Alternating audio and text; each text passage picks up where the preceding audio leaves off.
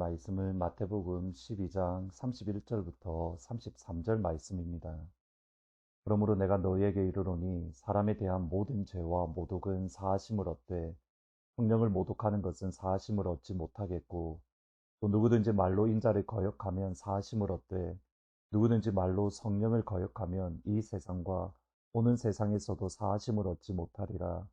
나무도 좋고 열매도 좋다 하든지 나무도 좋지 않고 열매도 좋지 않다 하든지 알아. 그 열매로 나무를 아느니라. 성경 말씀 가운데에 이해하기가 쉽지 않은 그러한 말씀들이 많이 있습니다. 신약 학자들 사이에 신약 성경 가운데에 가장 해석하기 어렵고 까다로운 말씀 중에 하나를 히브리서 6장의 말씀으로 꼽습니다. 히브리서 6장 4절부터 6절을 보시면, 한번 빛을 받고 하늘의 은사를 맛보고 성령의 참여함 받으고 하나님의 선한 말씀과 내세의 능력을 맛보고도 타락한 자들은 다시 새롭게 하여 회개하게 할 수 없나니, 이는 그들이 하나님의 아들을 다시 십자가에 못 박아 드러내놓고 욕되게 함이라. 어떤 신학적인 입장을 가졌느냐에 따라서 이 구절을 해석하는 여러 가지 방법들, 여러 가지 해석의 흐름들이 있습니다. 그 정도로 해석하기 까다로운 또 어려운 말씀입니다. 한번 빛을 받고 하늘의 은사를 맛보고 성령의 참여한 바가 되고 또 하나님의 선한 말씀과 내세의 능력을 맛본 사람이 타락하면 다시금 회개할 수 없다. 회개하고 돌이켜서 회개하고 돌이킬 수 없고 또 하나님의 심판을 딛다.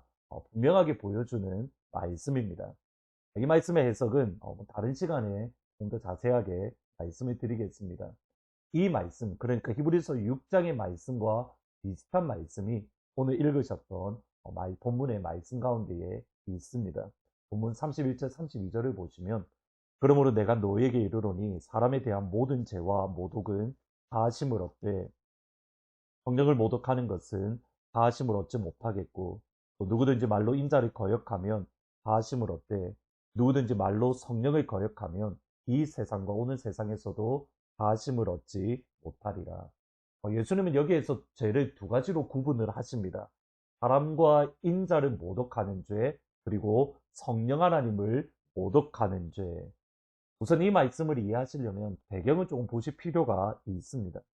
예수님께서 하나님 나라의 복음을 선포하시고 하나님의 나라가 이 땅 가운데에 분명하게 임했음을, 하나님이 말씀하셨던 그 천국, 영광스러운 하나님의 나라가 예수님을 통해서 이 땅 가운데 오셨음을 보여주는 예수님의 중요한 사역이 병자를 고쳐주고 귀신을 내어쫓는 사역입니다. 그러니까 귀신을 내어쫓는 사역이 중요한 것은 예수님을 통해서 하나님의 나라가 귀신의 나라, 마귀의 나라, 죄의 나라, 어둠의 나라를 깨뜨리고 또 이기셨다는 것을 분명하게 보여주는 표시이기 때문에 귀신을 내어쫓는 사역이 예수님에게 있어서는 중요한 사역 중에 하나입니다. 실제로 예수님은 귀신을 내어쫓는 것을 이렇게 말씀을 합니다. 앞부분 마태복음 12장 28절을 보시면, 그러나 내가 하나님의 성령을 힘입어 귀신을 쫓아내는 것이면 하나님의 나라가 이미 너희에게 임했다. 하나님의 성령을 힘입어 귀신을 내어쫓는 것이면 하나님의 나라가 이미 임했다. 하나님의 성령으로 귀신을 내어쫓는 것은 하나님의 나라가 이 땅 위에 충만하게 임하는 것과 연결되어져 있습니다. 이런 관점에서 오늘 말씀을 이해하셔야 됩니다. 먼저 사람을 모독하고 인자를 모독하는 것은 예수님을 모독하고 예수님을 조롱하고 비난하는 것을 뜻합니다. 그런데 인자이신 예수님, 하나님의 아들이신 예수님을 조롱하고 모독하고 거짓으로 예수님을 넘어뜨리라는 것은 예수님 당시에서도 있었고 이후에도 있고 당연히 오늘날에도 있습니다. 그럼에도 회개하고 돌이켜서 예수님의 사람, 하나님의 사람, 성령의 사람이 된 경우가 수없이 많습니다. 대표적인 예가 성경에 나오는 바울입니다. 바울은 예수님을 신성 모독하는 그러한 사람으로 이해를 했습니다. 예수님을 하나님의 아들로 인정할 수가 없었습니다. 신명기 말씀에 의하면 나무에 매달린 자마다 하나님의 저주를 받은 사람입니다. 그런데 예수님은 바로 그 나무, 십자가에 못 박혀 죽었기 때문에 예수님은 하나님의 저주를 받은 사람입니다. 그것이 바울의 생각이고 그 예수님을 하나님의 아들로 인정하는 그리스도인들 역시 신성 모독하는 하나님을 향하여 그 죄를 짓는 사람이 다름 아닌 그리스도인이라고 바울은 생각을 했었습니다. 사도행전 8장 1절에 보시면 사울은 그가 죽임 당함을 마땅히 여기니라. 9장에 보시면 사울이 주의 제자들을 향하여 여전히 위협과 살기가 등등하여 대제사장에게 갔다.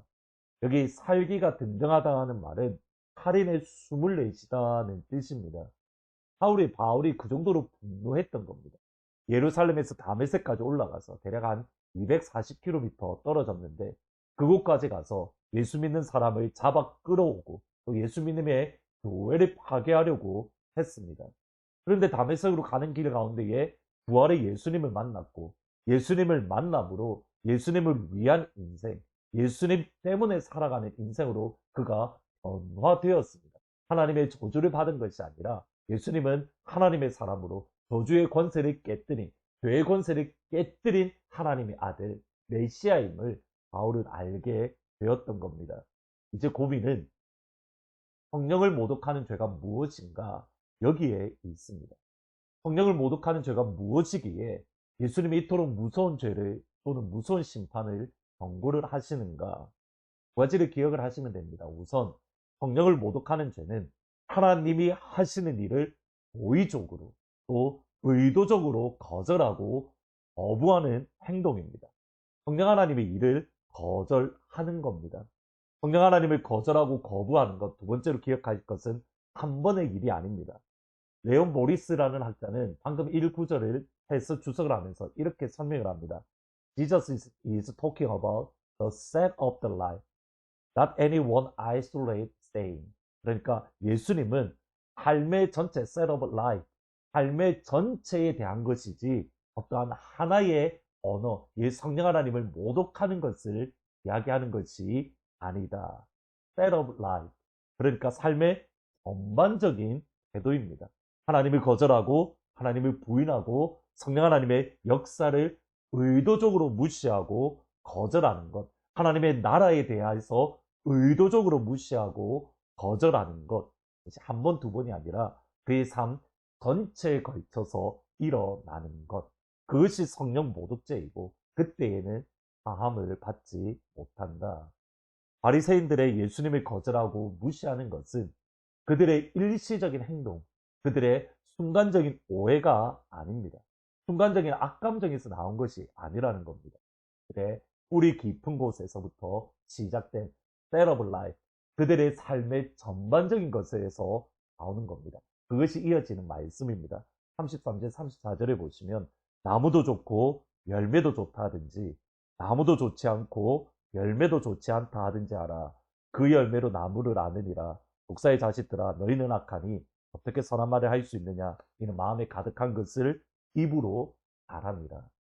그들의 뿌리 자체가 악하기에 그들의 입으로 나오는 것이 악한 그런 state of life, 그들의 삶의 디렉션 자체가 성령 하나님을 무시하고 성령 하나님의 역사를 거절하고 하나님의 나라를 멀리하는 모습들, 그들의 심령이 이미 굳어져 있던 겁니다.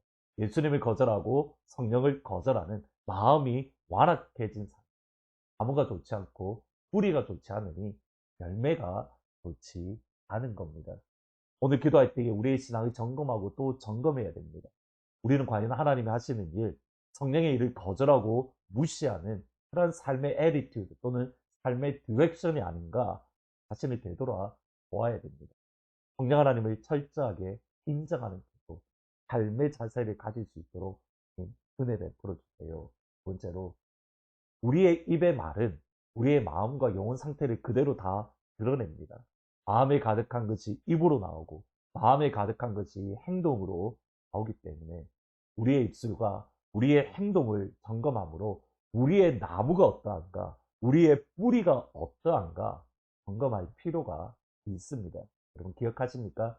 하나님의 나라에 밖에 있는 사람은 무엇을 해도 이래도 불평하고 저래도 불평하고, 그러나 하나님 나라 안에 있는 사람은 어떠한 가운데에서도 하나님을 사랑하고 찬양하고 감사하는 모습들, 아무도 좋고 열매도 좋은 그리스도인이 되게 해주십시오. 하늘문 가족들이 되시기를 주의 이름으로 축원합니다. 기도하십니다. 아버지 하나님 감사합니다.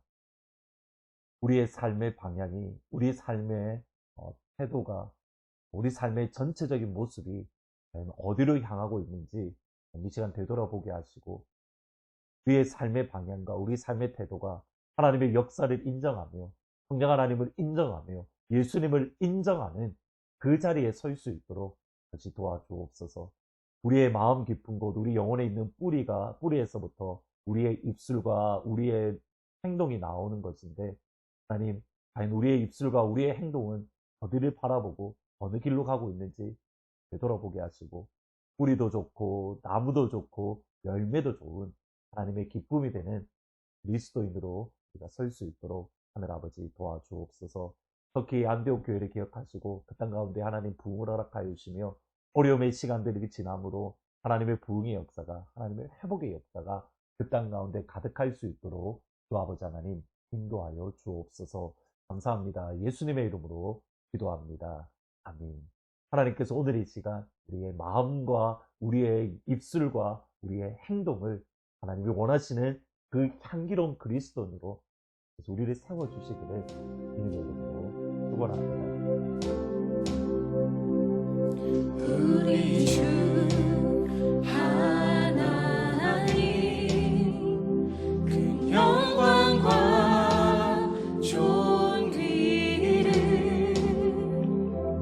받기에 합당하신 지금 여기 계신 하나님, 온 천지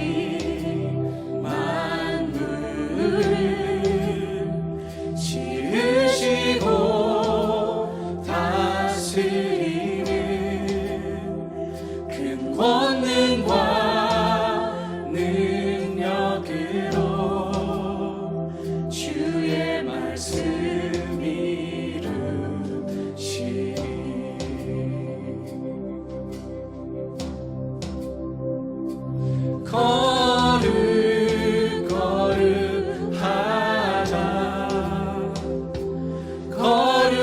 거룩하다 주 하나님, 전능하시리여.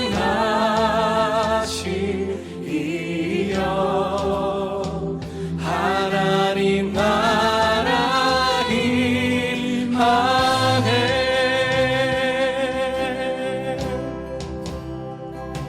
주 임재하실 때 모든 만물 경배하리. 모든 권세 물러가네. 오셔서 다스리시네.